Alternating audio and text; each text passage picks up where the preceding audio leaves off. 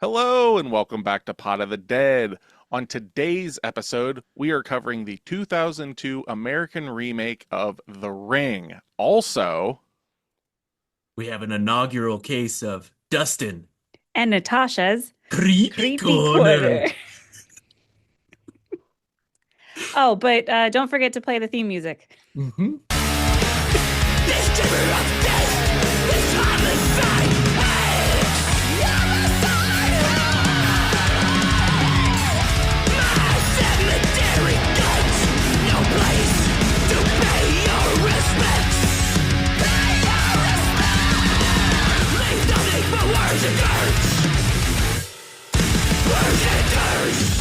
you had one job. And I failed And miserably. we nailed it.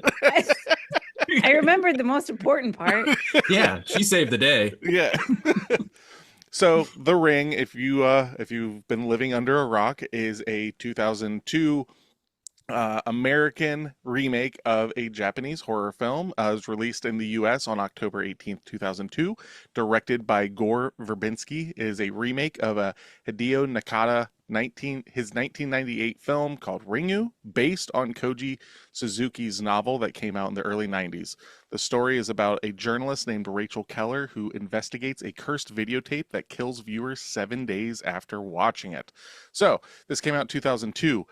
I think we might have all been in high school. Tasha might not have, just missing out. But this 13? this came out like right in that era and stuff. What is your guys' history with this film, if any? I saw it in theaters. I saw it at a friend's house. I've seen it multiple times. Right on. Yeah. Have either of you seen the original? Nope. Yes. Yeah. Right on. Either Many of you moons ago. have either of you read the book? Didn't know there was a Oh, book. didn't know there was a book. I'm going to read the book. Yeah.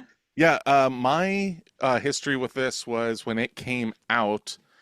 I didn't see it initially. I don't think I saw this till after I was out of high school because I was kind of getting burnt out. Like, this is the era of me getting burnt out on like current horror. So like this is where we're getting the Texas Chainsaw Massacre remake and the remake and the remake and the remake and all that stuff. So I was actually kind of late to Japanese horror, and my actual introduction and then kind of coming back to this was watching Ju-on, which is the original Grudge, and then Oh. coming into the remakes. And I kind of stayed away from The Ring for a while because I had seen Ringu, and I was like, the Grudge was kind of like a half-assed remake. It's like, I don't want to see them fuck up, Ringu. Mhm. Then I watched it and I was pleasantly surprised. This is definitely, like, in my opinion, probably the best Japanese remake, or J-horror remake that America did.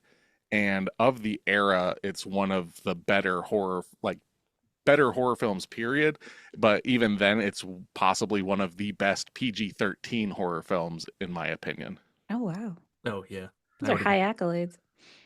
Yeah, like So did the Ring start all the creepy kid drawings, or was that just in this era when all the creepy kid drawings were happening? I mean, creepy kid drawings go back prior, because like my brain, like, you got that technically in like The Sixth Sense, and you've got that in the Silent Hill video game, the original.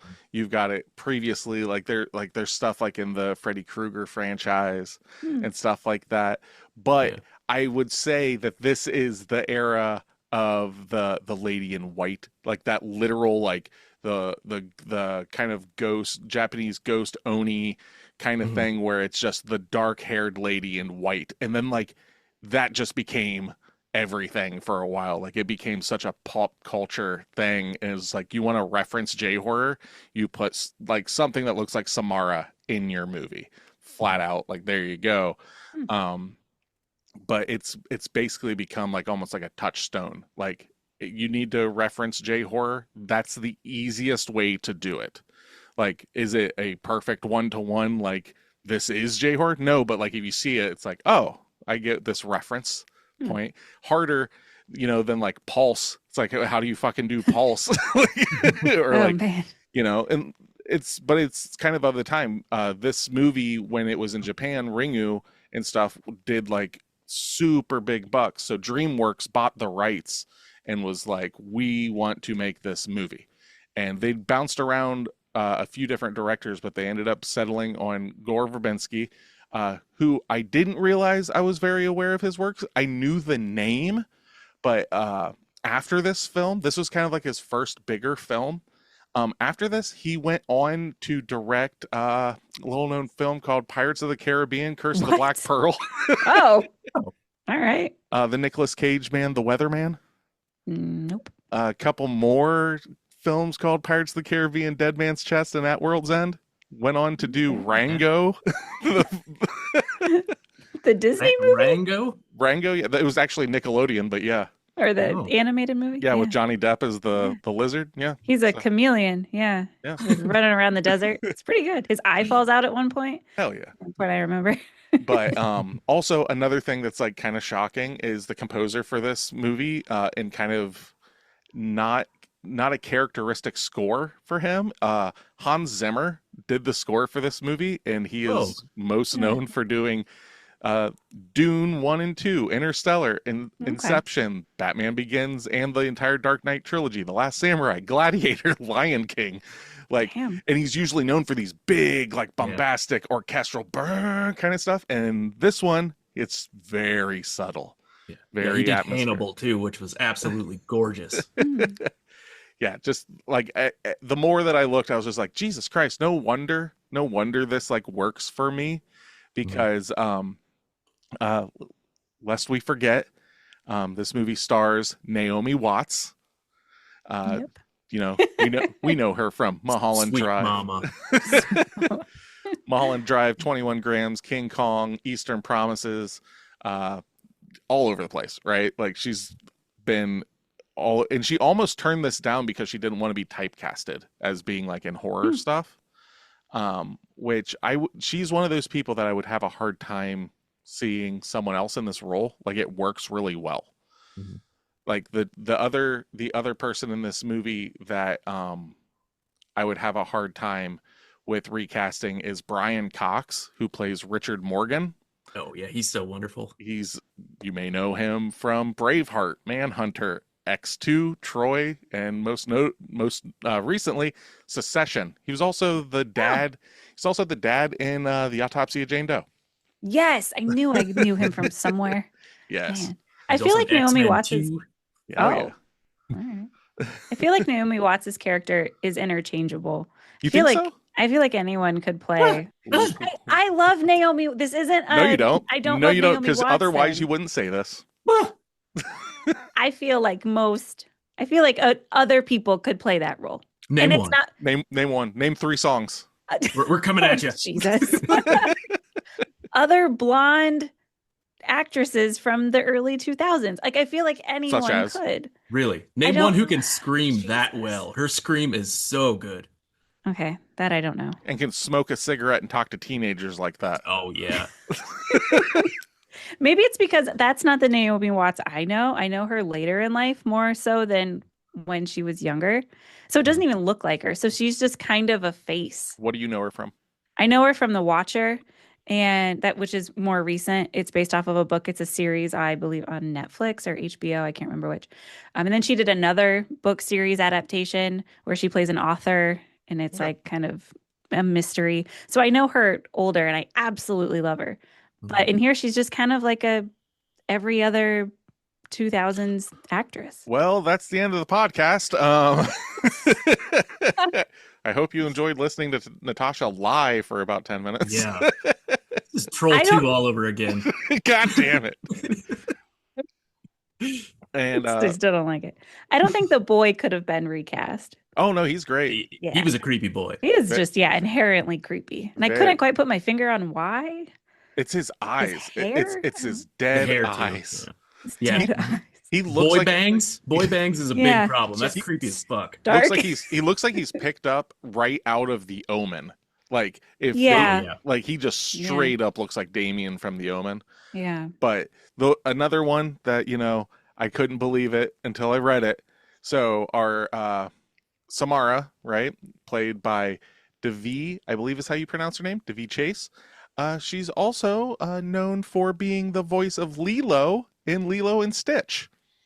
Oh, So wow. we got creepy, psychokinetic, telepathic chick slash aloha, Yeah.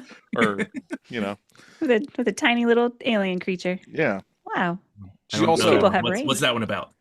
Oh, Lilo Lilo and and Stitch. Stitch. It's Yeah, an animated movie I don't where have kids. Remember? oh yeah. She What? lives in Hawaii and like this in Stitch, this fuzzy cute alien falls from the sky and wreaks havoc and she Okay. befriends it and it's like their adventures and there's something about family.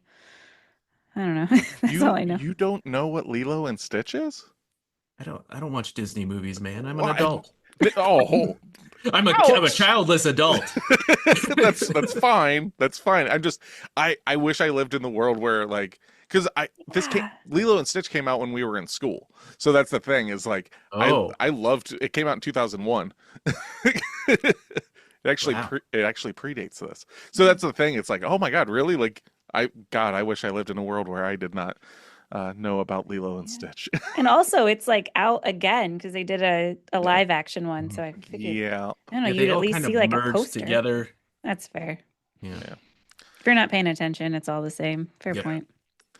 So shocker, Verbinski drew inspiration from surrealist cinema like Eraserhead when making his adaptation of the cursed film, which before researching, just watching it, I was just like Samara is got to be a lynch head or something because this is Mhm. straight up Eraserhead. I still need Uh, to watch that. yeah, did you like the creepy film that's playing behind I me? did. Then you'll love Eraserhead. Oh, all right. It's like that, but with like kind of more narrative, you know? Like Okay. Well, that's there's a fair. Yeah. story there. There's a lady in a radiator, and all sorts of weird stuff. The I need lady to watch this again too. radiator. It's been a very long time. I watched it within the last year. This is Yeah. actually my second watch of this film this year. The Because Ring? I watched Wow. it like back in January or something. I was just like Just feeling because? the vibe. Yeah, I was just like, Yeah. I have not watched this in forever. And it was because of that I was like, this is going on the list for this year. Like this is a banger. Yeah. I It forget. holds up. It does. It really Yeah. does. I was really happy with it. We've had a lot of not great movies lately. I So I don't was know what you're excited for talking this one. about. We have been Yeah. on a strip of just Don't banger know what you after mean. banger. We are clearly watching different movies, and that's totally fine. So would you say this is one of the better movies we've watched in recent memory? Yes. The bar is so low, though. That's not fair. Yeah. Did you get jump scares? No. I got Nope. creepies. Yeah. I got ookie spookies, but no jump Sure. scares. What was your setting while watching? Dark. Good. Mhm. Awake? Were you Awake. Oh, I that's was wonderful. awake. That's always a winner. I was conscious and it was dark. Yep. So Prime time watching. this film was shot mostly in the Pacific Northwest, the area of Seattle and Whidbey Island in Stanwood. So I actually was just in Seattle, I think it was last year, maybe it was the year before, and I picked up on that like instantly. Like it just has Cool. that feel. They did it specifically because of, what that area is known for, just being kind of gloomy and rainy.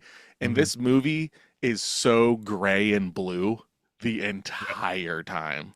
I thought it And was gorgeous. yes, Yeah, I it is appreciated that. beautiful. Like Mhm. this film, like Ringu is awesome for its own thing, but this, like the American remake, is just beautiful. Like there's certain shots in this film. I'm just gonna throw up the spoiler warning now so we can just kind of openly talk about it and everything. But there are shots in this film, like when they go into the barn and you see like the bedroom built up top and Mhm. everything, and there's the shot of them like walking up the Yeah. ladder and shit. It's so perfectly like framed. Like that's the thing about this movie that I always forget is just like beside the narrative, because I am a huge fan of like cursed media. I love that idea of just like there's this videotape, you Yeah. know. But the way that they kind of tie it all together and like make it make sense, but not by just handing it to you. Like they're not just Mhm. like, oh, the tape is haunted because of this, that, and the other, which I mean, I'll explain a little bit, but it's just there's some pieces here and you can put them together and that's why this is happening. But then like just the way, you know, fucking everything kind of works together and all these images make sense for the tape because of how it's made. And that's why I love this movie, especially after like Troll or like just movies that don't have rules or don't make sense. This one is perfect. And it was so comforting in that way of like, you know what's happening at the beginning and everything falls into place as you're watching it. It was so, I wasn't confused. I knew what was happening. It was great. It was a good time. So I did have to like, because I thought I knew exactly how the tape was made, why the tape was made, and everything. And there was like a little bit that I guess I didn't connect the dots on. But do you guys like Probably not. what do you Yeah. think, or how do you think the tape existed or was made or anything? I guess I never thought about how it was made. I just know the references from it. But they actually tell you in the movie. Oh. Like that's Yeah, the thing. She Like, just like Missed that created part. those pictures, right? yes. So With her mind. and those are on X-ray film. Oh, okay. Like Mhm. the horse, like because we find those later on in that file. Yeah. Yep. So she's actually able to telekinetically like send her thoughts and like in other people's brains, giving them images.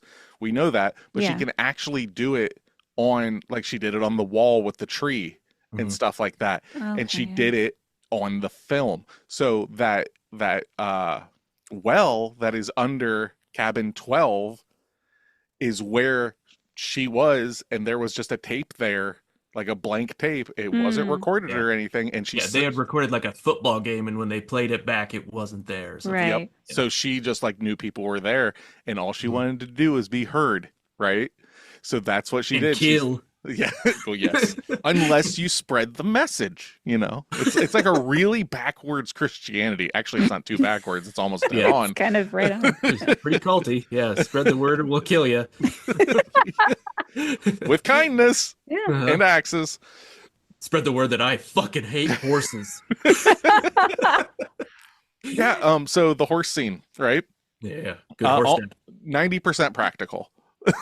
Like the horse jumping off the boat into the ocean, that's like Mhm. 90% practical. Like they cleaned it up with some CG there at the end and everything, but the first time that happened when I saw it, I was just like, what the fuck is going on? And then they run back and it's just like, oh, and propeller.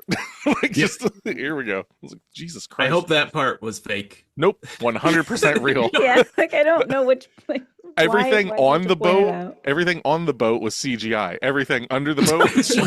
Jesus. That seems backwards.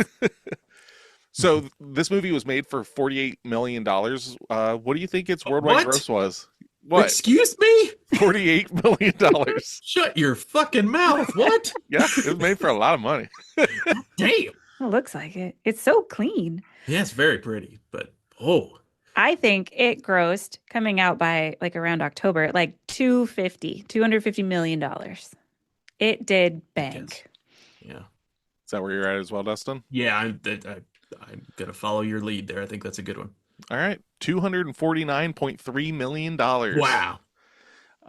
Huge success. Its opening weekend, it made $15 million. Wow. And it kicked off, this is the movie that kicked off the 2000s wave of American J-horror remakes. So from this, you get like The Grudge, The Eye, Nope. Pulse. I. Never Yeah. heard of that one. I think that one's got like Jessica Alba in it. Okay. I think, God, I think she gets like a cadaver's eye or something, and it's haunted. Like, in, like Okay.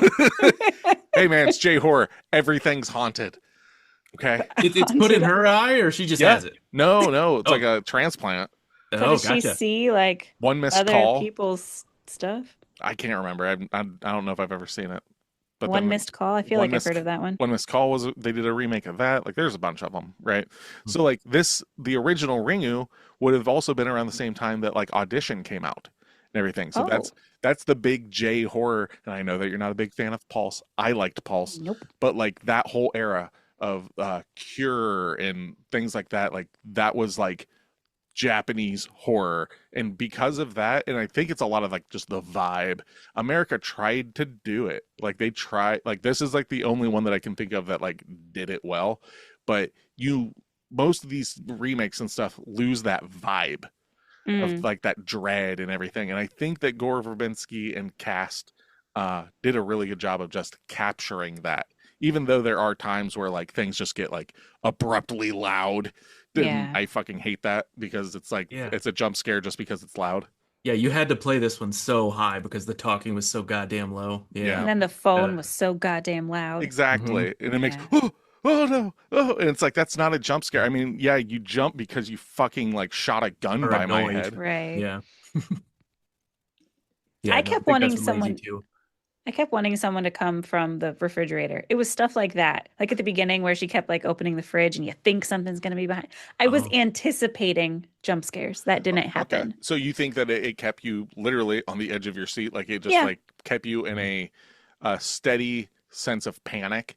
Yeah, there was good discomfort in this movie. See, I nothing really bothers me or anything. I'm so desensitized with this that I literally was just like curled up with a dog, like watching it, like, oh, this is lovely. Yeah. Brian Cox, you get well. Yeah, just Brian Cox, you get in that shower. Yeah. Oh man.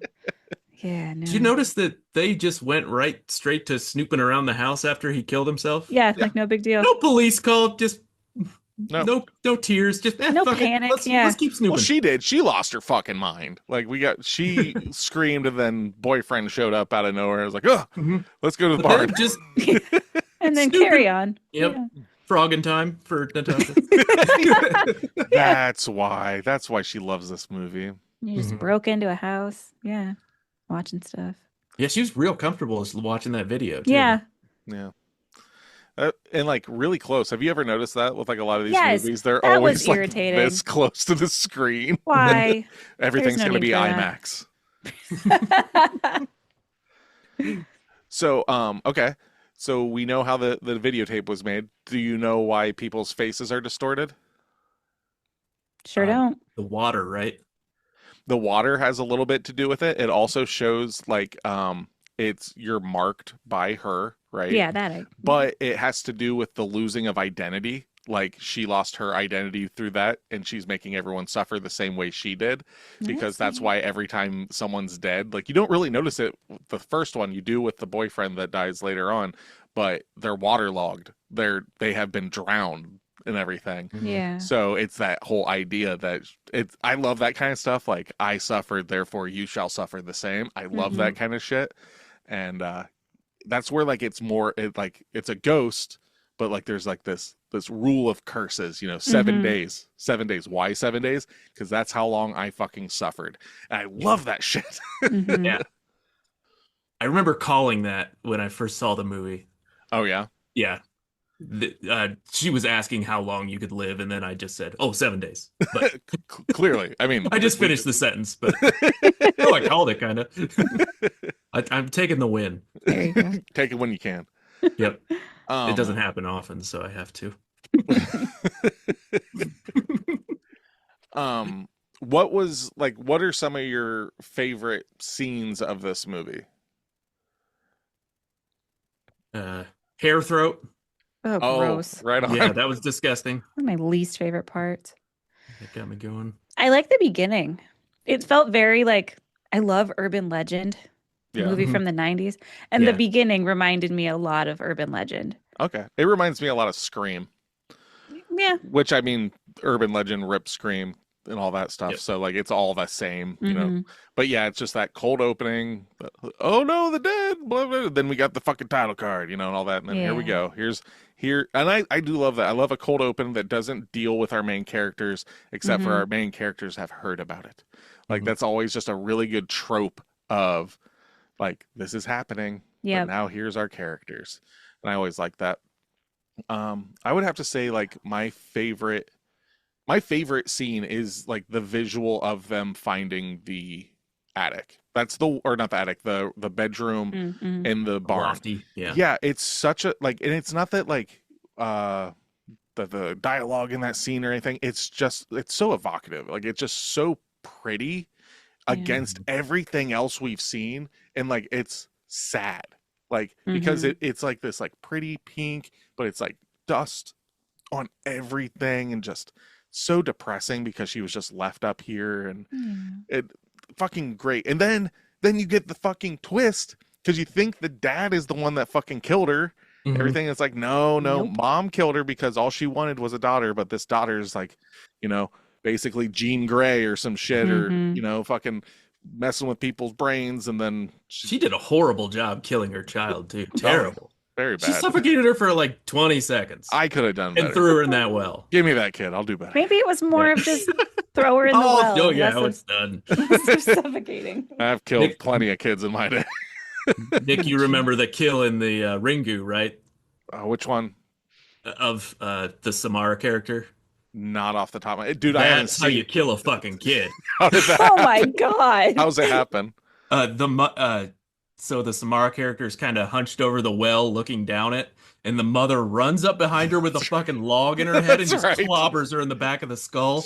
Yeah. Jesus. Then she falls down. I do vaguely remember that. It's like super Good abrupt Lord. too.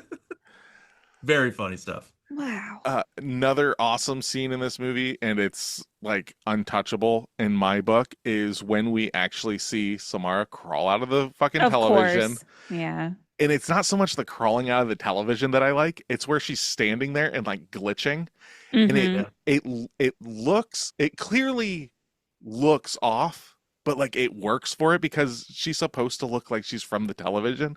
Right. And like in any other movie, you know, it'd be like that kind of looks shitty, but it's like the shittier it looks, almost the better it looks. It Mhm. just works. And the thing that I don't care for is like when we like zoom up onto her face and it's just like "Brr, Agreed. ugly Yeah. face, you know. Yeah, But we didn't need to see the face. Yeah. no. They could have just done it like they did in the original one where it's just like the eye, just like Yeah. fucking that's so much creepier. We didn't need, you know, mean mug. Right. Like but- super CGI'd, Yeah. creepy face. I just Like- would have loved just the black hair. Oh yeah. It reminded me of that Disturbed CD cover. I don't know if you remember that one. yeah, Yeah. I think I know what you're talking about. Yeah. I got Disturbed vibes from it. Very new metal. Yeah, well, this would have been the era of new metal. Mhm. Yeah. A lot of wah-ah-ahs in this movie. Yeah, right in the heat of it. Jeez. I also really liked when they were showing her interview when she's like in the asylum. Yeah, I think they do a really cool job of how it's Mhm. set up, you know, just like, again, the framing of it, you know, it's Right. the camera here, you got the little monitor over here to the left, cigarette smoking dude, kid, all the way the fuck Yeah. across. Don't The get kid close to her. admits that she likes to hurt people. That was really creepy. Mhm. Mm-hmm. It's like, you don't want to hurt anybody, do you? I do. I'm sorry, but It is what it is. That's Yep. that's the way the crucky Oh, come the honesty of children. yeah, no horses or humans are safe around me. No. The marketing campaign for this film, God, I would have loved to have been around when this happened. Included placing unmarked VHS tapes in public locations and mailing them Oh. anonymously to people Oh, that were like the fucking film. that's so cool. Could you imagine? Oh, You're I like, want one of those. what is this? You pop it in, it's like, I've seen David Lynch. You just toss it. This isn't weird to me. But yeah, I just can only imagine like what that would have been like. And then obviously worldwide release and everything. In Japan, it was called The Ring, the Spiral to separate it from the original and everything. But yeah, like this movie's a fucking banger. Like if I Yeah. have comparing, like I always am one of those people that'll like just keep genre to genre to genre to genre, you know? So it's like J horror, early 2000s, fucking PG-13, a lot like, okay, Yeah. remake, early 2000s, PG-13. I don't like any of that It usually. doesn't sound Yeah, like it should on work. paper sounds bad. Yeah. It's like, so for what it is, I'd give it like a 10 out of 10 for what it is. Yeah. My personal taste and stuff, probably like 7.5 or whatever. But like, this is 100% the best it could have been. There is no way in that era that this could have been better, in my opinion. Yeah, I agree with that. Maybe more death. Could have used a couple more kills. Yeah, but the thing is like if you're familiar with J horror and stuff, there's not a lot. It's all just that like dread and tension and stuff Yeah. like that. and they do a really good job for America. A lot of people died. All of the friends, the boyfriend, the dad, the Yeah. horses. Yeah, you didn't see the What more do you friends. want? He I wants wanted more. to see. He wants You more wanted to logs. see it. He wants Yeah, more more log. logs. Okay. He wants sleeping bag Jason to show up. Yep. Gotta see it. Yeah, even when she did kill the people, it just cut away when Yeah. she showed up. Yeah. I get that. Yeah. I could have done with more grim. Yeah. Like I think that like in the again, I'm really splitting hairs, but like I just darker. I mean, to the point where Tasha would hate it. It's like, make it like Pulse. No, please don't. I was so bored. I wanted to like it. So boring. Internet ghosts, come on. No, I'm good. I could have done with more Sorry, that like doesn't sound good. yeah, thank you. I could have done with more like asylum-y stuff, like that, like ancient or like yeah, old-timey asylum stuff is just so creepy. Have you ever seen Session 9? I don't think so. Ooh, we might have to push that one up the list then if you like asylum-y stuff. Oh, I do. Yes. Let's see here. Oh, I was gonna say something. God damn it. Ah. My brain's shutting off. It must not matter. Okay. So, would watch again? Yes. Yeah. All right. What are you guys giving it out of 10? An 8. Maybe like a 6.5. I've just seen it so many times. Yeah. It seems like, yeah. That's fair. Yeah. This is definitely one that like I want to have Wes watch sometime. Oh, yeah. How about you think I bet Wyatt would like it. Mhm. Yeah, it's creepy enough. Yeah. He loves creep. Especially like I would just love to see like younger people like Wes and Wyatt's age when the fucking film comes on. Like it's they have never seen anything like that. Yeah. Like it's so fucking outside of like what you normally see in a movie. Mhm. And it's just like it itself is creepy. Like yeah. the static and then it like glitches and it's just people like in the mud and like it looks like maggots and like yeah, all the of that maggots to people. Yeah, Mhm. Yeah, so that's very creepy. scary. fucking cool. Like Yeah. it's Even just like the ladder, the chair, like the chair, just how it's done is just beautiful and eerie. Yeah, like the chair right there. it's David Lynch. It's fucking like mid-90s Nine Inch Nails, Marilyn Manson music Yeah. videos. Like it's all that kind of stuff, like just packaged so beautifully. Yeah, I was gonna have the movie play behind me today. This I is just played the perfect. title screen Yeah. because it's just the fucking video. Yeah. Yeah. It's creepy enough. So, but that's The Ring, right? Next week, I'll tell you what we're watching after we go into our next section. So don't let me forget at the end of the episode to tell everyone what we're doing for next week. But I'm going to take these reins and hand them over, and you guys are going to take over the show. All right. Welcome to the inaugural Dustin And Natasha's Creepy Corner. Today, I'm going to tell you the story about Elizabeth Packard. Have either of you heard of her before? No. All right, here we go. Elizabeth Packard was born in 1816 in Massachusetts. She was the only daughter of Sam and Lucy.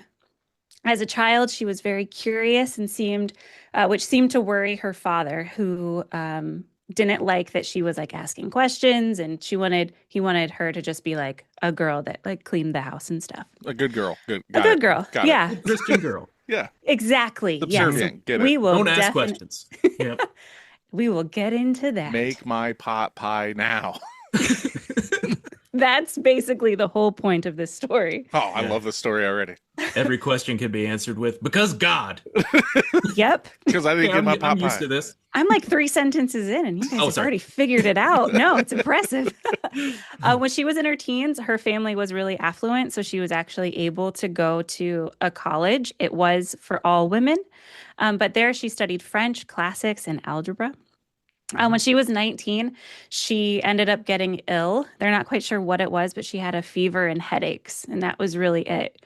When her father went to get medical help, she was eventually diagnosed with what they called back then as brain fever. Yes, Um, brain Nice. fever. I Such a love. metal song. Brain fever!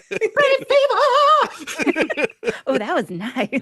You really gave it a much better vibe than what actually happened. Oh yeah, it probably sucked, huh? Yeah, I You're mean, it telling me really. it wasn't Rob Halford just kicking in the door? No, it's 19th century's psychology, so we Oh. know it's not good. It's so bad. Uh, it was. It was deemed that she had like a severe emotional upset, which was caused by mental labor. So she was essentially just thinking too much as a Been there. woman. Oh, So she got sick. Yeah. Yeah. She got the Yeah, that's great. brain fever from thinking too hard. Yeah, so Yeah. they took her. Dumb bitch. oh, geez. Better give her some cocaine and opium for it. Well, that's not what happened. Oh, okay. So medicine didn't help.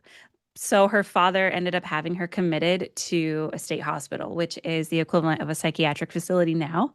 Mhm. So psychology, if you don't know, has a horrific past with terrible treatment of people for a variety of like ailments that aren't actually a thing. So her treatment at this time was bloodletting, which Yes. is where you cut open your skin and let Mhm. the leeches suck your blood out. Get Because the, apparently, get the bad blood out. right.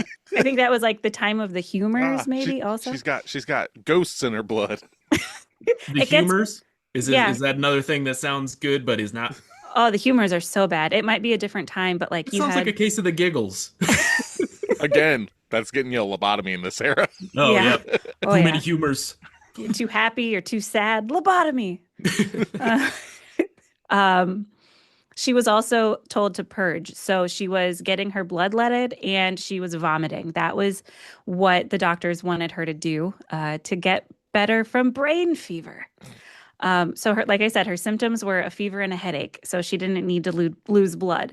Nonetheless, after 6 weeks, the doctor overseeing her case deemed her healthy, quote unquote, enough to recover and be released back home. So after that, um, uh, mm, because of this, sorry, I lost my train of Natasha, thought. I think you might be suffering from brain fever. Brain fever, brain fever. I'm a woman and Gotta I'm let the reading. blood out. You're thinking way too much. Too many questions. That was like Nick when he was trying to think of something earlier. It's Yeah. like, Just see it it's struggling. gone. So, because of this instance with her being committed because she had a fever, Elizabeth lost kind of all hope in the medical field. So, a little bit about Elizabeth's dad. You guys already kind of caught on It's that RFK Jr. God was important. So, not quite. He was a Calvinist minister, which Pretty was close. which was a subset of Calvin and like Hobbes.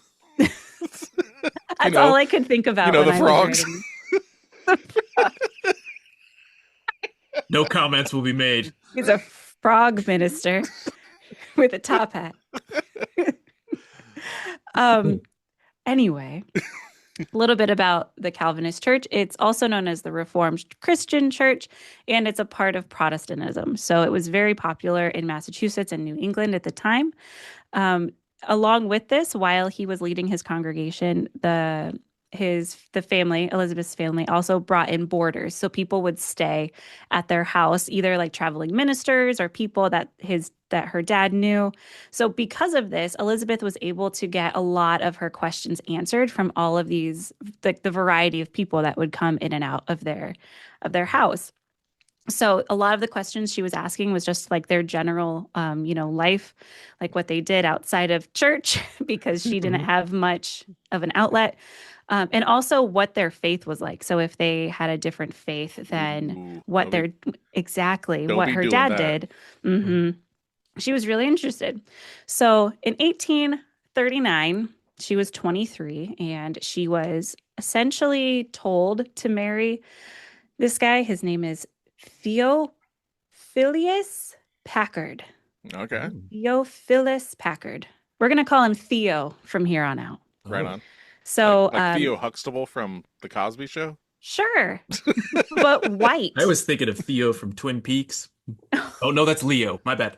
Yeah. What about Theo James, the actor? I think I think that's the guy that was in The Monkey, another Tasha classic. Oh, that guy? Nope, also not that guy. I'm not picturing him either. I Packer picture a does guy. sound like a captain of industry type, though. Was he Yes, rich? he was not rich. No. He was also a minister. Oh, delightful. Uh, so we're in that kind of family. So he Fucking was 30. Massachusetts, fucking disgusting, Exactly. full of ministers, just filthy with them. Yeah, they're just brimming with ministers. So he was 37, she was 23, and he was a friend of Elizabeth's dad.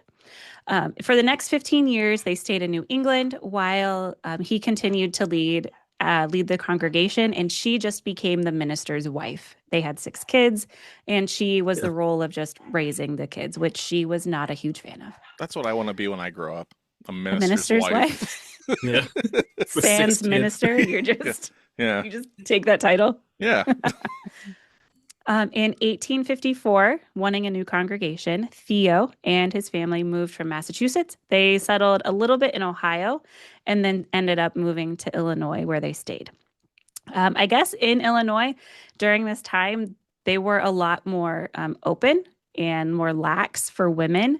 I guess they were able to have a lot more freedom than what you could in New England, which I didn't realize there would be a difference. I thought the 1800s were the 1800s. Further west you Same. got, the more freedom you got because it wasn't as stuck in, old colonial America. That makes sense. So that's the whole purpose of going west. The Wild West of By Illinois. Joseph Smith landed in Utah. Yeah. Like literally, like whether They chased him there. yeah, whether Literally, they chased him there. Dang. whether it All was the way. better or worse, the reason to go west was because you didn't like the way things were, so you went west. Nice. Well, it worked out well for her for a little bit. Good. She was able to do her own missionary work. She traveled on her own. 6 kids. I would think she'd have the missionary down by now. Anyway, Sorry. I'm so sorry. she traveled on her own and started to take on her own religious beliefs outside of her husband's faith. Gasp. That's not going to bode well for her, I feel. Yeah. Just Brain keep that fever's little back. keep that little nugget in your brain. Yeah. So she and her husband also disagreed on how to manage money, how to raise kids, and also the morality of slavery. So she's taking on all of her own ideas. Elizabeth began reading the works of abolitionist John Brown, and Theo said that he was an embarrassment. So 2 ends of the spectrum there. Yeah. So this is all going to go well, I feel. I think it's going to end. This is a happy ending. I feel it coming. Oh, all right. Well, She's going to turn the husband around. He's Yeah. going to become an abolitionist. It'll be awesome. Oh. Super sweet. Here we Like a go. Disney movie. aw, you guys are adorable. Like your Lilo and whatever. Well, the more independent Elizabeth became, the more controlling and authoritative Theo became, going so far as to say that she neglected her children because she didn't believe what he believed. Since he was friends with Elizabeth's family when she was young, he also knew that she was committed for that little spell. Mm. So, during this time, he started to drum up the idea that her sanity was in question. So, as She did have Packard's brain fever, so I mean, brain who kno- fever, it who got knows? worse. During this, Theo believed that Elizabeth's biggest offense was the fact that her religious beliefs didn't align at this point. She was exploring different ideas and started to adopt universalism and spiritualism. And she, like I said, was challenging the Calvinist doctrine that her husband brought the family up. During this time, they both opposed divorce. So that was off the table. Theo found it immoral, and Elizabeth didn't want to lose her children. So back then, fathers had the, quote, legal ownership of their kids due to a law called the paternal property Goddamn right. law. I was bracing for that one, Nick. You had a look in your eyes. Those are my children. Yeah, which is absurd. I can believe it, but just the fact that men just got their got the kids, even though the women were the ones doing all of it. Yeah, but like, and this is not me saying it's okay. This is me just explaining. That time, women couldn't have bank accounts. Women You couldn't don't need to mansplain this to me. I understand why. Women couldn't have jobs. Women How couldn't have dare bank you accounts. talk Women back to a couldn't man? own- Do you women know couldn't where you own are right now? property. Oh, this is devolving into horror right now. Dustin's keeping the peace. You're tearing this podcast apart. Elizabeth wrote in her 1867 book titled Marital Power Exemplified, I regarded the principle of religious tolerance as a vital principle in which our government was based, and I, in my ignorance, supposed the right was protected to all American citizens, even the wives of clergymen. But alas, my own sad experience has taught me the dangers of believing a lie on so vital a question. The result was I was legally kidnapped and imprisoned 3 years simply for uttering these opinions under these circumstances. So now we'll get into the second bit. Like I said, at this time, I didn't say this part. At this time, it was legal for husbands to have their wives committed. Goddamn right. And I'm going to punch you through this fucking screen, Nick. And history has proven that clergymen have never done anything wrong. Nope. So A good Christian man. Never that been a in bad mind. one. All The Christian law- men good, all women crazy. That's what this story is telling me, that you're telling me, Natasha. And that's what the law also seemed to be okay with. The Fucking law in insane. Illinois, as in many states at that time, stated that a man was entitled to due process to assess his sanity before being committed, but women could be institutionalized at the request of their husband without her consent and against her will without any evidence of mental health issues. You know what? Say what you want to say, Nick. You know what? Maybe What? it wasn't so bad back then. Oh my God. In 1860, I do not Yeah. agree with Nick. I don't agree with Nick. Okay, good. This is awful. This is Yeah. like a horror movie. Yeah, It's, no, I have to make jokes or otherwise I'm uncomfortable. or you'll cry. In 1860, Theo arranged for a doctor to speak to Elizabeth by tricking her into thinking he was a sewing machine salesman. Oh, thank God you said salesman. She was a sewing No, this story's machine. gonna get real interesting. Well, I'd His like name to was introduce Singer. you to my sewing machine. Jesus. During their conversation, Elizabeth complained of her husband's overbearing style and his accusations to others that she was insane. This doctor then went back and told Theo, and due to this conversation that was done against her knowledge that what was happening, Theo decided that his wife was just slightly insane. Yeah, just got a little bit of the insanity. Yeah, once again, a condition he attributed to, quote, excessive application of body and mind. What? Once again, she's a thinking woman, therefore she's crazy. Good Um, Lord. Spicy. Yeah. So because of this, that was grounds to have Elizabeth committed. Hold on. Let me get this straight. Yeah. So, husband thinks wife thinks too much. Yep. Therefore, that is legal grounds to have this woman committed. Yeah, Okay, he just didn't wanna make even sure. need that. He could have just Oh, that said was all extra. That was That was- icing on the cake. Like he That was a was luxury. just he was Yeah. just making sure. oh, okay. Jesus Because- Christ. With the Law sewing machine said- test, right? And she failed, apparently. Yeah. Because Bring the in the law sewing machine. If it talks, you go away. but the sewing machine that would have then gone back to Theo and gave him the answer, therefore he would have been crazy too.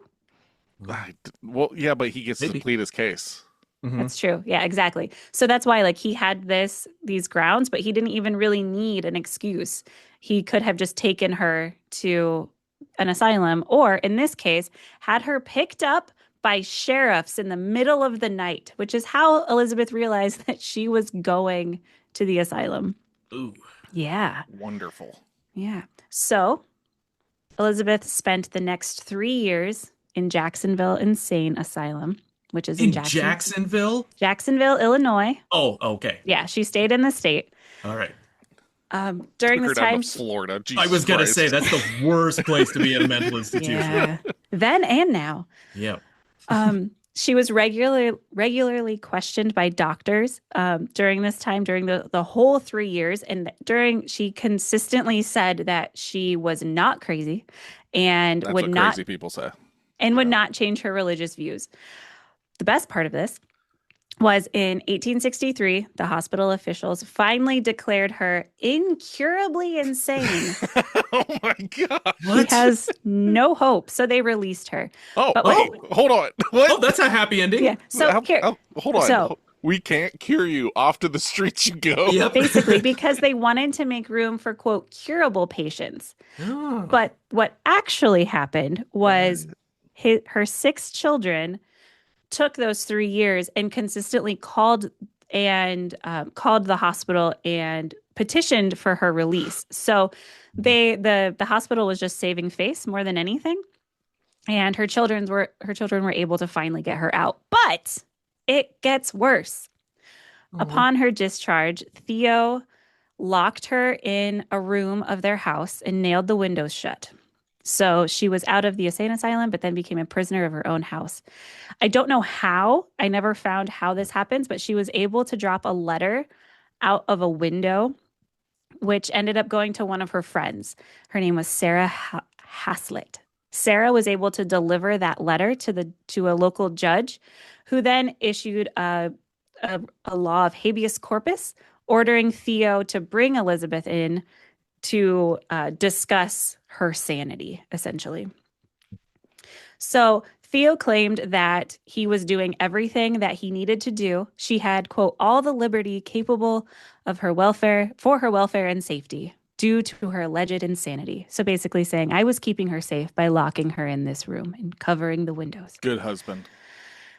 So while it was legal for Theo to have her committed, it was, in fact, illegal for him to confine her to their home. At this time, the judge then ordered a jury trial to determine her mental state. So now she gets to go to court and have a jury decide whether or not she's sane. So the trial lasted 5 days. This was in 1864. There were witnesses that testified both for and against Elizabeth. Physicians and members of Theo's family claimed that her religious views, this gets great, her religious views, her want to leave the congregation, and her refusal to submit to her husband demonstrated her insanity. I stand right with that. Yep. Neighbors and friends of Elizabeth testified on her behalf, saying she did not seem insane at all. The final witness was Dr. Duncanson, who was both a physician and a theologian, so he had a lot of pull in this. And he was the closest third party that they could get, so he was neither family or friend of either parties. He interviewed Elizabeth and testified that while not necessarily in agreement with her religious views, she was sane in his view and just had differing views of her husband, arguing, I really like this quote, I do not call people insane because they differ with me. I pronounce her a sane woman and wish we had a nation full of such women. Oh, a hero. Yeah. Finally. Yeah, there's one sliver of hope. We found a friend. Yeah. We found a friend in this story. Yeah. It must be so humiliating, because if they were saying like she had been thinking too much, that like apparently at some point she probably would have tried like being dumb, right? Well, you would think, but she was also standing by her, like she was standing in conviction and saying like, no, I'm not crazy. America has a history of this. I mean, can I just cite the Salem witch trials? Yeah. That's... Which is why I'm wearing the shirt I'm wearing. You can't read it, but it says they didn't burn witches, they burned women. Because it fits with the story. Yeah. It does. The shirt does fit you pretty well. Yeah, I thought so. Yeah. Thank you. The jury only took 7 minutes to come up with a verdict that she was legally sane, declining Theo's rationale of keeping her confined for her safety. But the story doesn't end there. When Elizabeth returned home, she found that the night before her release, Theo had rented their home to another family, sold all of her furniture and taken her money, clothes, and 6 children, and went back to Massachusetts. When she went to the courts in Illinois and Massachusetts, She was told by the judges that she had no legal right to her children, and so she began founding the Anti-Insane Asylum Society. She campaigned for legal legislation in Illinois and in numerous states that would ensure the rights of those in mental health hospitals and bolster the rights of married women. In Iowa, Maine, and Massachusetts, she helped win the fight, leading to monitoring conditions in asylums, making sure that they passed inspections for cleanliness and safety. In Iowa, Packard's law made it illegal for asylum officials to intercept patients' mail. Packard won reforms to committed laws in 4 states, as well as the passage of a law protecting married women's property in Illinois. She published many books, including Marital Power Exemplified, 3 Years Imprisonment for Religious Belief, and Great Disclosures of Spiritual Wickedness in High Places, all in the 1800s. They all detailed her ordeal. She also gave speeches across the U.S. in order to garnish publicity for her campaign. In 1867, the state of Illinois passed the Bill of Protection of Personal Liberty, which guaranteed that all people accused of insanity, including wives, had the right to a public hearing in Massachusetts.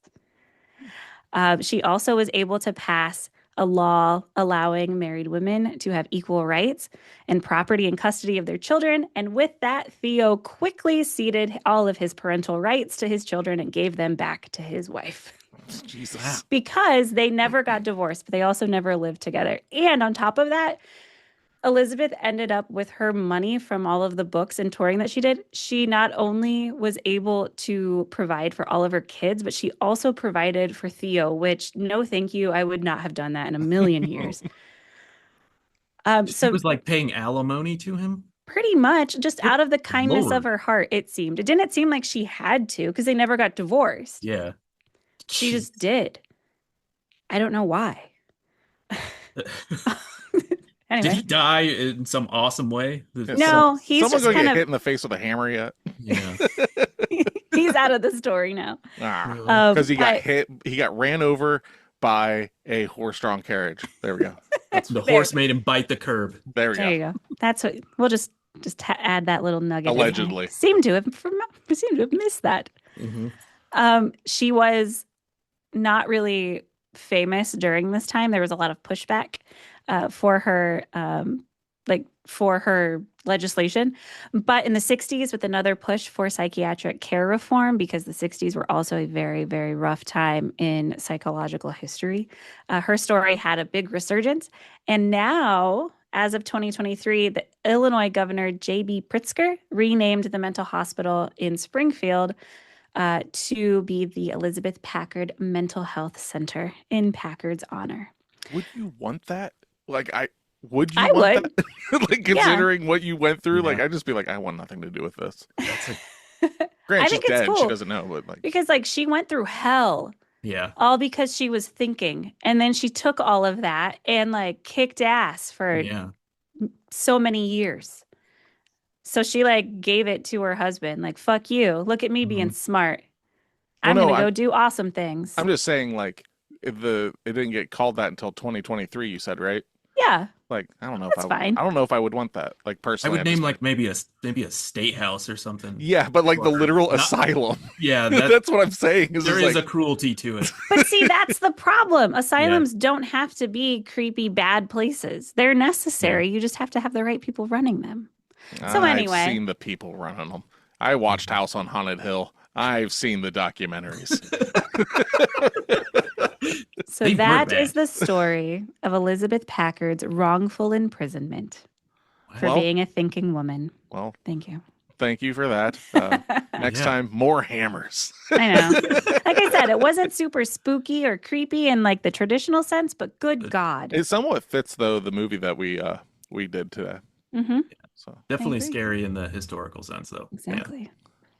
But uplifting because she turned that shit around. Yeah. That was great. Very uplifting. Nice. The husband got all that money for nothing. Yeah, douche. Yeah. Well done, Natasha. Oh, thank you. What do you have for us, Dustin? Oh. Let me see if I can calm my dog down real quick. He's whining a whole bunch. Oh, I can't even hear him. Nick's got the brain fever. I don't have the brain fever. I'm I'm not a afraid you woman. do. Sounds Nope. like it. Oh, Rights were reversed. We're gonna put you away, Betty. Ah. Okay, this is the Hamar Daban incident. Ooh. Um, Hamar de Bong. Daban. Okay, I might not be saying this right at all. I just wanted to hear it. Yep. You are to us. That's all Yeah, we know. just a little warning. There's a lot of Russian shit in this that I'm gonna fuck up real bad. Awesome. All right, let's 'Cause do I I this. was can't born wait. in the woods in Ohio, so I'm not cultured. Okay, this story will be really close to the Dyatlov Pass incident, Okay, which did anyone say they were familiar with that? I'm familiar with that a little bit. Okay. I Remind listened me. to last podcast on the left's like Yep. episode about it. Okay. Really great mystery in Russia also. Backpacking incident went horribly wrong. All Big right. difference with this one is one person lived. Ooh. All right. To tell the tale. Yep. All right. Okay. August 2nd, 1993. The Hamar Daban Mountains of Siberia, Russia. Ew. Ooh, you're setting the scene. Cold as fuck. Yeah, I'm gonna have a lot of Russian hate in this. Just dripping with Russian hate. Yep. The group consisted of 7 hikers. The leader, her name was Ludmila Koronova. She was 41. Ooh. The survivor, Valentina Utachenko.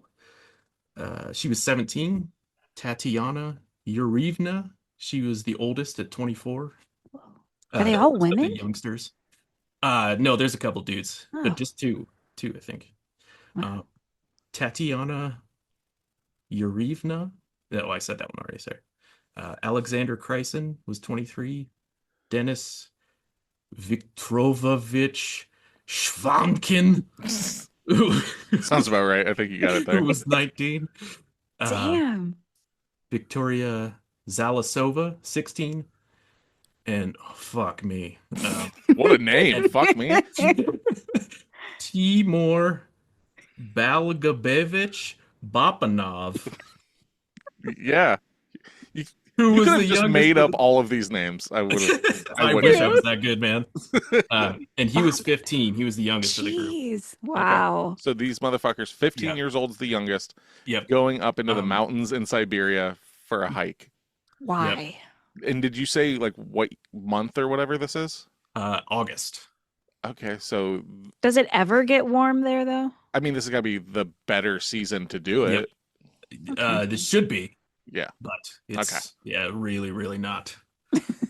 Um, so the hikers would leave the village of Marino to head up into the mountains. The plan was to backpack a Category 4 mountain and covering 2 summits that were over 7,500 feet in elevation. At 15 years old, I'm just gonna keep locking in on that. Yeah. 7,500 meters or feet? Feet. Okay, feet. Yeah. 15 years old. No. Yep. Goddamn, they build them different out there, I guess. Yeah, really. Yep. What's a category 4 or whatever? That would have been a good thing to look up. It's higher than a 3, but Okay. less than a 5. Got it. Thank I don't you. know. Moving on. So I've done 10,000 feet peaks. Okay. But I mean, they started around like 6,000 and 5,000. I really wish I would have looked up the starting elevation to this because that really makes a big difference. Gotcha. 'Cause if they were actually climbing the entire 7,500, that's a big deal. Dang. Okay, where was I? They were supposed to end up in the town of Shludlanka. Nailed it. After a 45 to 50 mile hike. Oh, man. So there were 3 groups in the area at the time, one of which was led by Ludmila's daughter, actually, named Natalia. They were planning to meet up with her on August 5th along their route. They had like a cross section that they were going to meet them at. Okay. The first 2 days went well. They completed the hardest part of the hike. No incidents, really, and they were making good time. On day 3, however, that's when they were hit with nasty rainstorms while descending a peak. After hiking all day in the rain, so you're not only wet, but then all of your stuff is soaked, so it's that heavier. Ugh. Yep. And you said they're descending at this point? Yeah, they were descending the Oh peak. man. So then they're sliding down the mountain. Mhm. At this point, there were strong winds and rain, and the rain had become snowfall. They couldn't even get a fire started as they were Oh my setting up God. camp. So, yes, they're just completely soaked. It's now snowing, and they're huddled in a tent. This is And my own personal hell. is this Yeah. where one of them says that they know a pass through the mines of Moria? That would be so lovely, wouldn't it? Morale was still supposedly high, though, because they were proud of the ground that they had covered. And they were very optimistic about finishing their trek. All the youngsters really wanted to prove themselves as hikers, and if they would accomplish this, it would really give them some clout in the area. Dang. They'd be like, I don't know, professional backpackers. Well, I yeah, don't know. you can be At like, yeah, 15. I fucking covered this and I did that and blah, blah. It's Yep. kind of like, like a patch of honor. Like, yeah, I fucking did that. Yeah, 50 miles in Siberia. Dang. I wouldn't sneeze at it. I wouldn't walk on level ground for 50 miles anywhere. On let's put level it- ground? I would just like to make that very well known. So, like, Yep. That's a every- good point. every Yeah. single thing that you're saying, it's like 7,500 foot elevation peaks in Siberia, 50 miles. I'm like, I wouldn't walk to the fucking gas station down the road. No, thank you. I got a Yep, car. yeah. These are teenagers too, so Yeah. impressive. God damn, Ruskies. So this is pretty important. No one could explain why Ludmila would have picked their camping spot. They were really out in the open. Normally, you want to camp around like trees and stuff like that to break up the wind. And if it was raining, you definitely want to be under trees. So I guess there was actually a shelter that was only a half mile away that they could have kept going. But I guess everybody was exhausted, so she just like picked this spot. But no one can really explain why, because it was just so out in the elements. Like, Okay. I mean, and they're all wet. It seems like a really bad move. Did but they, like, historically, they know that there is a, I want to say Shelter? hideout. I believe Ludmilla like, had they hiked in knew? these mountains before, so Okay. she would have known that there would have been a shelter there. Okay, weird. And there was a forest not too far away either, and Hmm. could have hiked to that and set up their tents, but they didn't. Okay, so they awoke to a snow-covered ground the next day and packed up their gear. This was the day they were supposed to meet up with Ludmilla's daughter. They actually got a fire started, so they got to have breakfast. That was good before taking off. As they were hiking down the slopes, one of the boys in the group, Alexander, started screaming. Oh dear. The group stopped and looked back. Alexander was foaming at the mouth and blood was pouring out of his eyes. What? Nice. That's not where I was thinking this was No, going. this is about to get gnarly. Okay. Ludmilla ran back to him and he fell to the ground, thrashing and clutching at his throat as if he was trying to claw something out of it. Blood started coming out of his ears at that point as well. Alexander died in Ludmilla's arms, and she sat on the ground and cried, holding him. The boy was incredibly close to her. She was sort of a surrogate mother to him and had Aw. known this kid like since he was 12. Aw. So- Wow. Really sad. She had urged the rest of the group to keep hiking down, but they started to come back when Ludmilla started screaming as well. Oh no. Oh no. So the group came back. Ludmilla was screaming. Blood was coming out of her mouth and her eyes as well. What is She happening? quickly fell on top of Alexander and stopped moving. We got fucking Jesus parasites coming out of the snow. Something. The group was in a state of utter confusion. Uh-huh. Obviously, one of the boys, Dennis, he ran behind a rock formation and just hid. Valentina watched frozen in horror. She tried to get Tatiana to flee with her, but Tatiana fell to her knees, crying, clutching her throat. Oh no. Then she crawled over to a rock and began smashing her face against it. Oh my God. You know what? Yeah. You know what? I think they're all suffering from brain fever. I've heard of this before. I don't know where, That's but a I've heard case of too much thinking. Trying to do stuff. Uh-huh. She was bashing her head into a rock. Oh, so Tasha loves this story. Good Lord. Yep. She increased the force with each blow until she must have cracked her skull open and then stopped moving.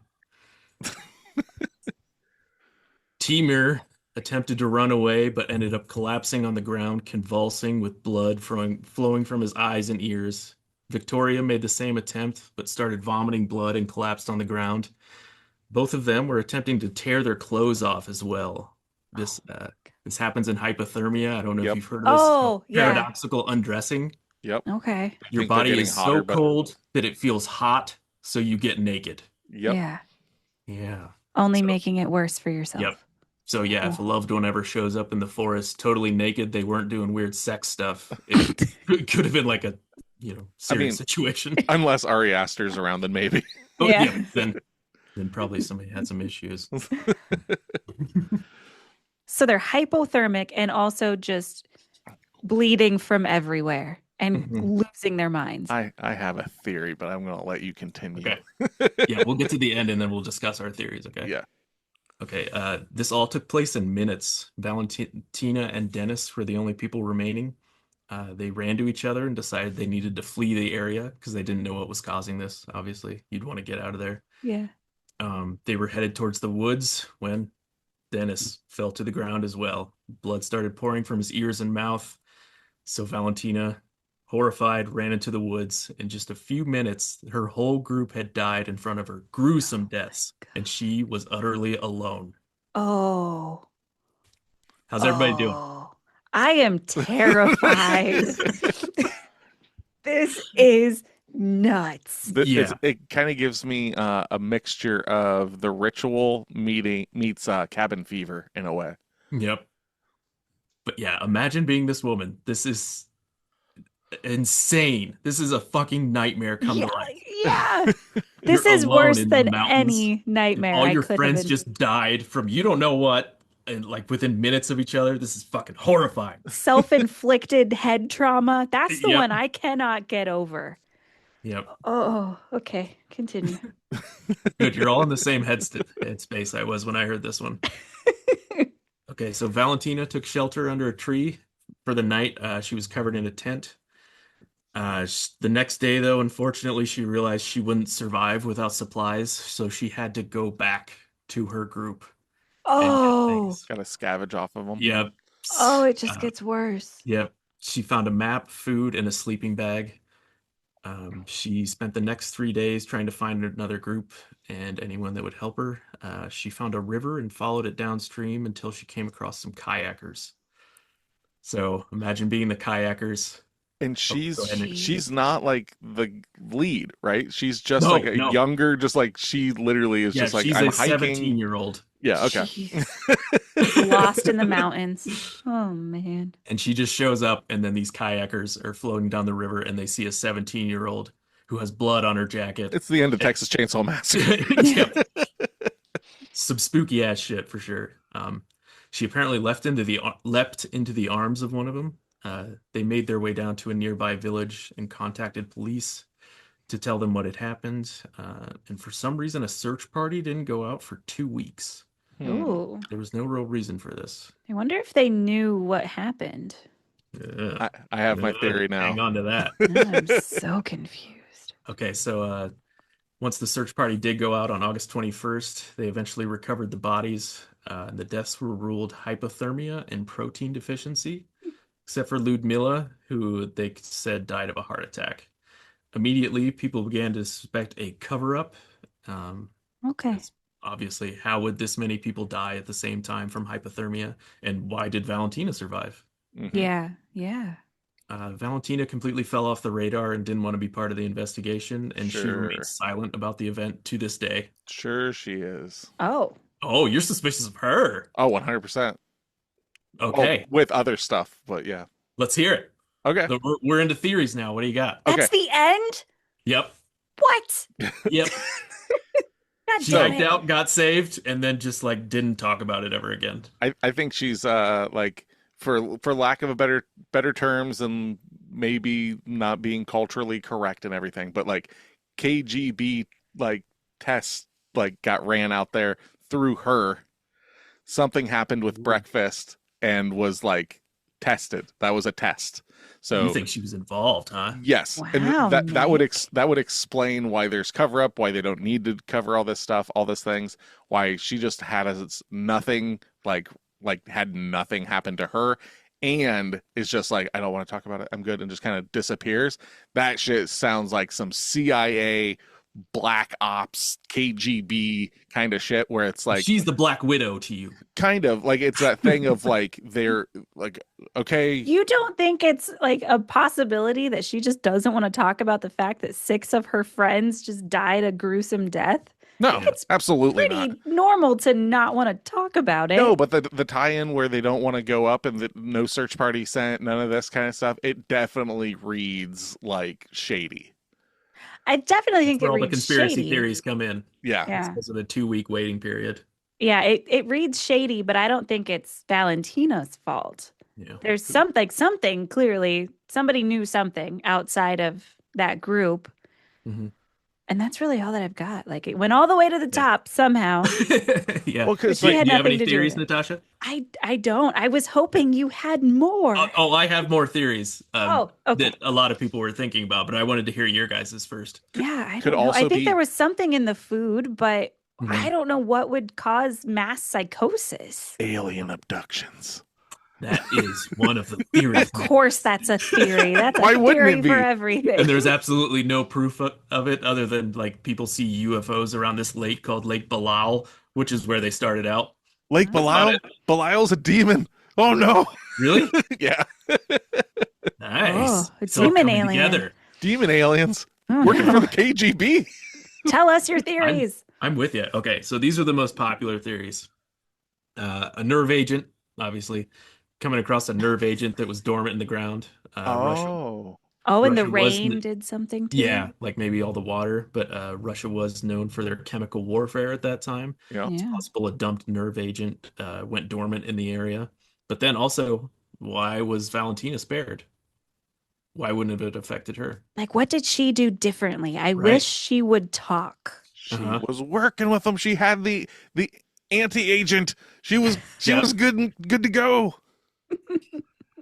Yeah, she left out the part of the story where she had a gas mask on the whole fucking time. She just wore it the entire Yeah. hike. Hey, Yep. Valentina, what are you doing? Fucking shut up. Eat your damn eggs. Aliens at Lake Bacau. We went over that one. I wish someone would have provided like more detail on that because that's the one I was obviously most gravitating towards because I love that shit. Yeah, I would just mine would just be brain implants gone haywire. Like and that's Yep. why all because it was all head stuff and it was all Yeah. hemorrhaging and all that Yeah. kind of stuff. So if we're going alien in that regard, it would have to be some sort of brain probing kind of thing gone bad. And maybe hers went well. So Yeah. UFO came down, maybe just picked her up, and then the others were around, so they got like the bad juju. yeah. Yeah. I mean, because there's always the radiation burns and stuff like that they talk about, and Yeah. who fucking knows?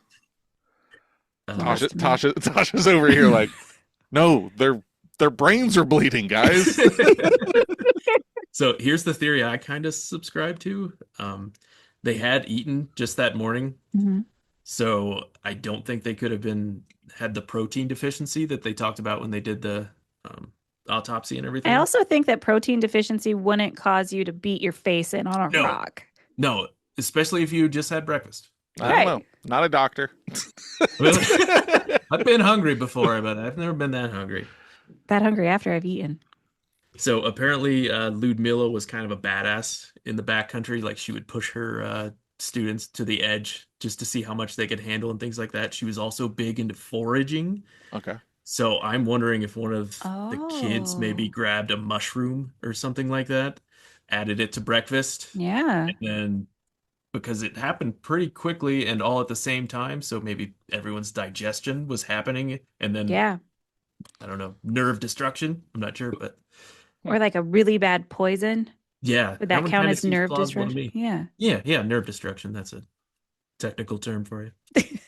I'm leaning towards that one too. Yeah, there's Yeah, got to be I kinda something like in the that one. food. So Yeah. Just what if because they said they were nerve foraging. nerve destruction? Is that what you guys Mhm. called it? Okay. Yep. Yeah. I need to write these things down. It's right up there with brain fever. Yep. These are the titles of the episode. Yep. Brain fever and nerve destruction. Yep. Yeah. Man, Man, it's pretty much all I had. I want to look more into this. This is It's awesome. insane. I hate the fact that she has stayed silent. I Because know. so if There's she's just no answers either. That's right. also why I love it though, Ugh. because it ends a mystery. Yeah, you just end so abruptly with that story. Yep. What the And hell? she's saved. Yeah. Moving on. Yeah. It's so She's cool quiet. that one person survived though. What a fucking badass. So did she end up telling? She had to have like, how She did must this have told the story get out? police. Okay. Yeah. Would Like be my she guess. just told the story and then just wasn't cooperative, as in like, Mhm. I don't want to know more. Just do your Yeah. thing. And Got it. I wonder if the Dyatlov Pass thing kind of had something to do with this because apparently it wasn't put in a lot of papers. Like it was kind of hush-hushed. I Mm, wonder if they learned from the Dyatlov Pass thing. Maybe Hmm. there's like a connection. I There could be. see. Like, because, like, the nerve agent kind of thing makes a lot of sense with the rain and all that. Like, there Mhm. is, I'm 100% on board with this is a military cover up of something, whether it was a planned test or a big old bundle of oopsie daisies. I'm not sure. But at the end of the day, I think that it's something in that. Because, like, nerve agent kind of stuff of that, like the bleeding from the eyes and the ears and the mouth, that's all like not necessarily mustard gas, but like was it Zyklon B, which was used in World War II most notably by the Germans and stuff like that.